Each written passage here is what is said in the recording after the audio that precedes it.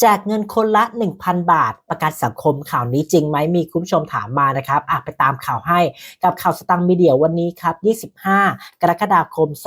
2569ครับสำหรับการแจกเงินจริงแต่ไม่ใช่ทุกคนนะครับเงินนี้เรียกว่าเงินสงเคราะห์บุตรสำหรับพี่น้องท่านใดนะครับที่เคยได้รับเงินนะครับสงเคราะห์บุตรเดือนที่ผ่านมาเนี่ยก็จะได้รับนะครับบุตร1คนต่อเงิน 1,000 บาทสำหรับในเดือนกรกฎาคมนี้นะครับจะโอนเข้าในวันที่31กรกฎาคมก็คือเป็นวันสุดท้ายของเดือนนะครับแล้วก็ใคร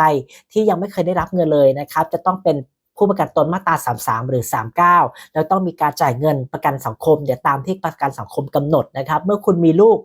คุณจะได้รับเงินเดือนละ 1,000 บาทต่อ1คนตั้งแต่แรกเกิดจนถึง6 ขวบนั่นเองนะครับดังนั้นแล้วก็ขอแสดงความยินดีกับพี่น้องผู้ประกันตนที่มีคุณสมบัติดังกล่าวด้วยขอใช้เงินนี้ให้เกิดประโยชน์ให้ได้มากที่สุดนะครับส่วนใครที่มีคำถามอะไรเพิ่มเติมคอมเมนต์มาถามใต้ล่างได้จะไปตามข่าวให้กดติดตาม Facebook Page และ TikTok ข่าวสตังค์มีเดียนะส่วนใครที่เจอกันครั้งแรกที่ YouTube กดติดตาม YouTube และกดกระดิ่ง YouTube ช่องสตังค์มีเดียด้วยเจอกันในข่าวหน้านะครับ